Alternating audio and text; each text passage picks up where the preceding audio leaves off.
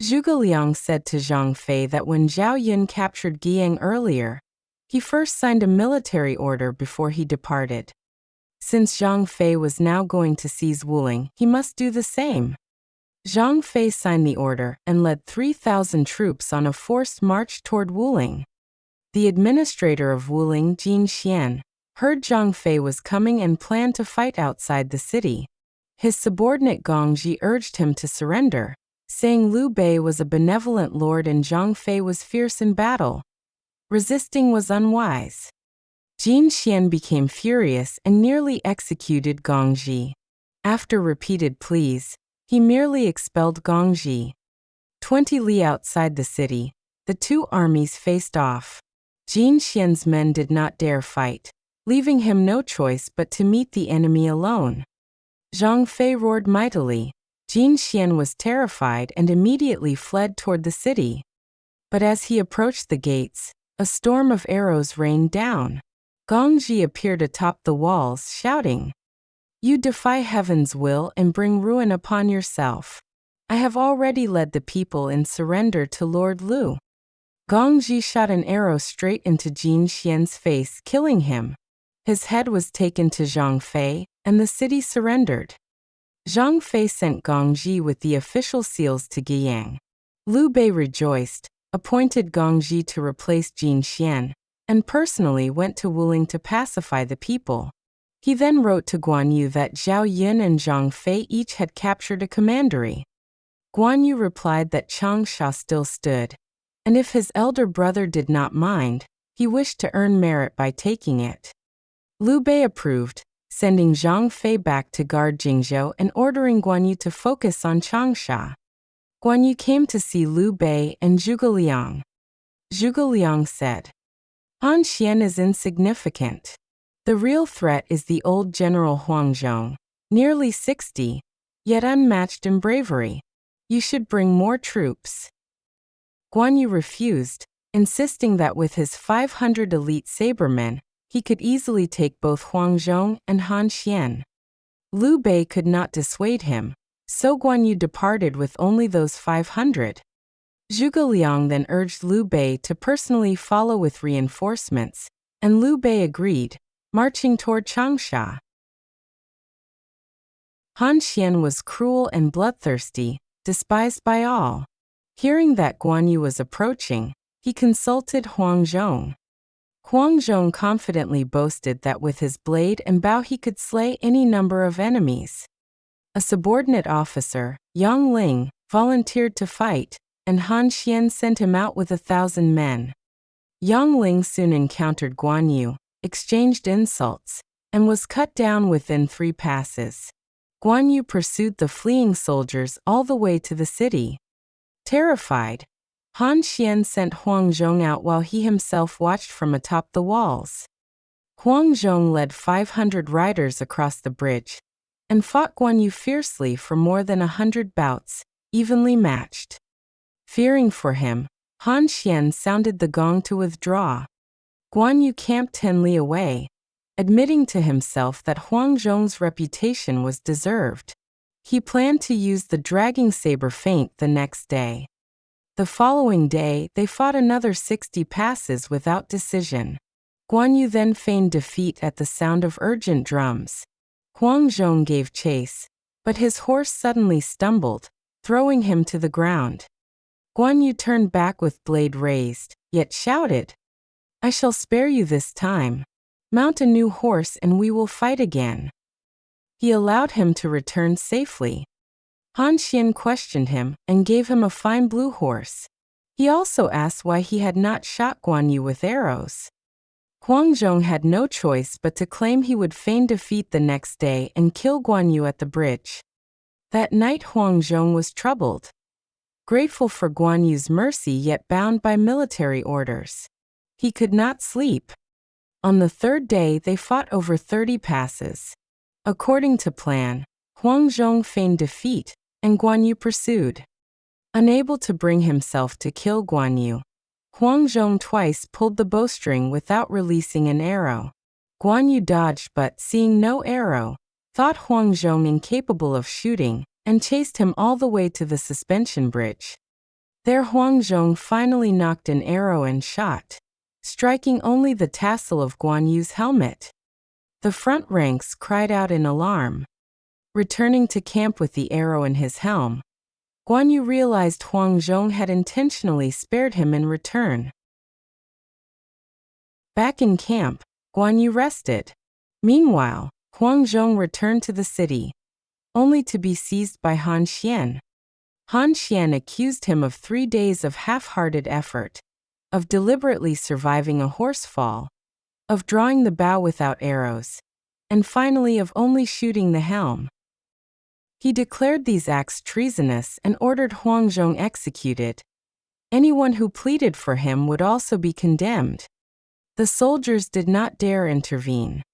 At the execution ground, as the executioner raised his blade, a warrior suddenly charged in, killing the executioner and rescuing Huang Zhong. He shouted, "Huang Hanxing is the pillar of Changsha. Killing him is murdering the people. Han Xian is cruel and unjust. He must be overthrown." This man, red-faced and bright-eyed, was Wei Yan of Yang. He had originally rushed to join Liu Bei but missed him and ended up serving Han Xian, though he was ignored due to his arrogance. Now he saved Huang Zhong and rallied soldiers and townsfolk.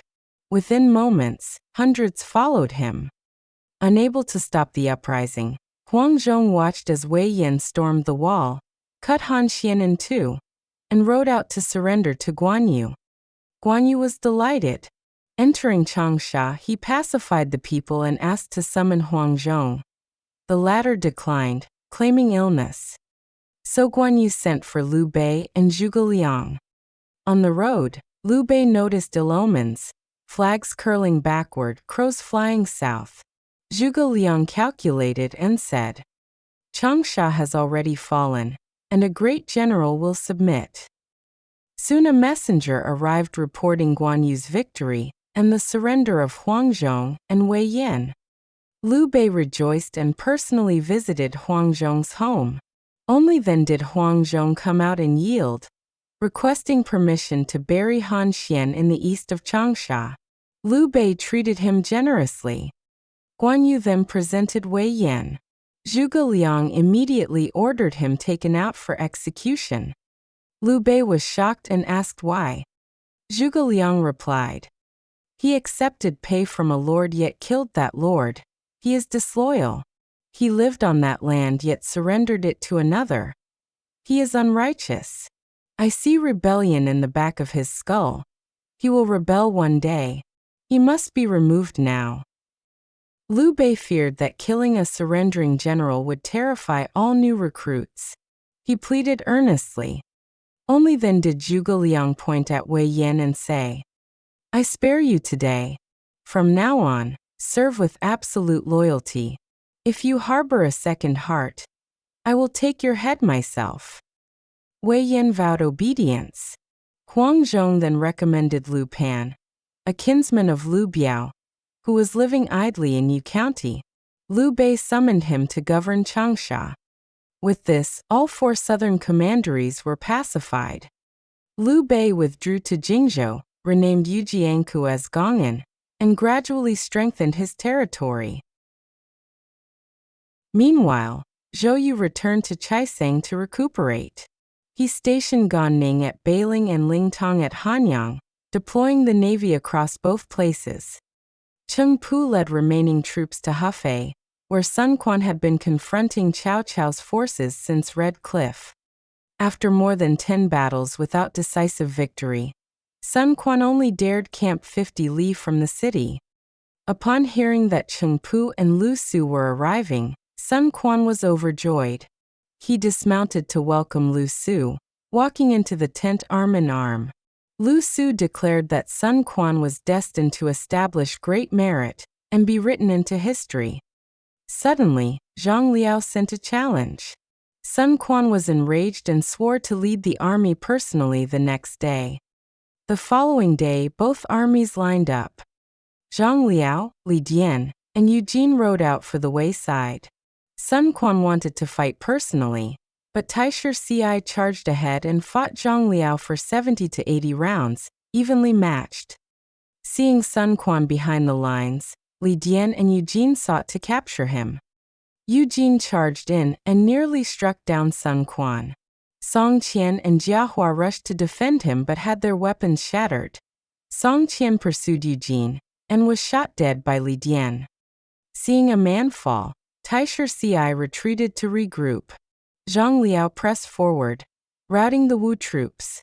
Only Cheng Pu's timely intervention saved Sun Quan. Back in camp, Sun Quan wept for Song Qian. Zhang Hong advised him not to act recklessly like a common warrior, but to think like a king. Sun Quan admitted his mistake and resolved to change.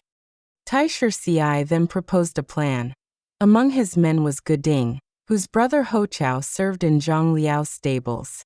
Ho Chao resented punishment and was willing to set a fire inside the city. With 5,000 troops outside to respond, they could kill Zhang Liao. Zhuge Jin warned against trusting such a plan, but Taisher Ci insisted. Eager for revenge, Sun Quan allowed him to attempt a night raid. Inside Hefei, Geding and Ho Chao prepared to ignite grass piles, but Zhang Liao had anticipated treachery and kept his troops armored all night. When the fire rose, he immediately executed the instigators and maintained control. Hearing drums outside, Zhang Liao guessed Wu forces were approaching.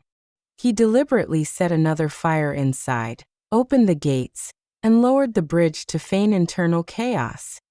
Taisher Ci believed the inside response had succeeded and charged into the city. A cannon shot boomed from the walls, and arrows rained down.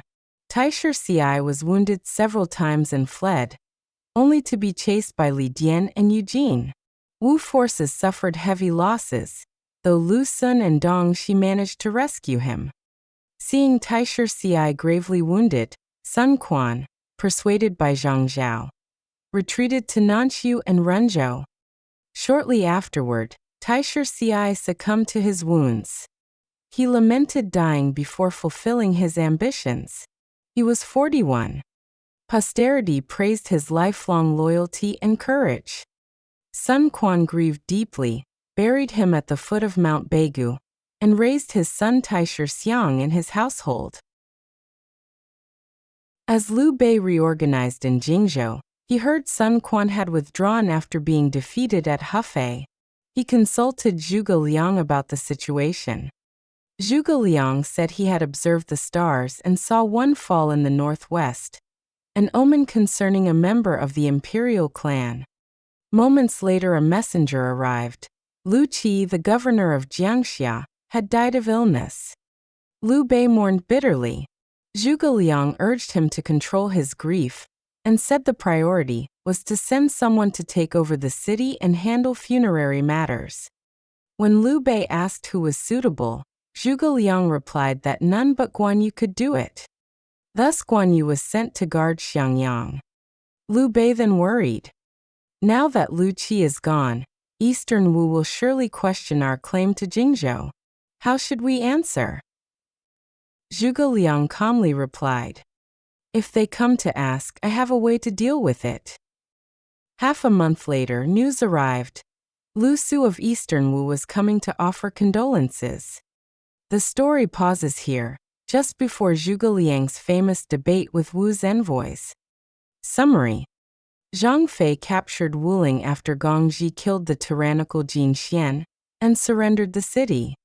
Guan Yu, stubbornly taking only 500 men to attack Changsha, fought Huang Zhong 3 times. Their mutual acts of mercy eventually led to the surrender of both Huang Zhong and Wei Yan. Lu Pan was appointed to govern Changsha, and with this the 4 commanderies of Jingzhou were secured. Liu Bei fortified Gong'an and steadily strengthened his position. Liu Bei treated Huang Zhong generously and reluctantly kept Wei Yan alive at Zhuge Liang's warning, thus preserving morale but planting seeds for future calamity. In Hefei, Sun Quan recklessly sought personal glory and nearly died, rescued only by Cheng Pu. Song Qian died. and Taisher Ci was mortally wounded in a failed night raid. Zhang Liao's discipline and cunning defeated the Wu forces, causing heavy losses and weakening Sun Quan's strength. With Sun Quan set back in Lu Qi's death, tensions over Jingzhou were destined to intensify, leading to the coming debate with Lu Su. Knowledge points. 1. The 3 duels between Guan Yu and Huang Zhong, including the arrow striking the helmet tassel, are pure fiction. Historically, Huang Zhong served Liu Biao and later naturally came under Liu Bei's command when Liu Bei took over Jingzhou. There is no record of any battle between Guan Yu and Huang Zhong, nor of Huang Zhong surrendering after defeat. 2.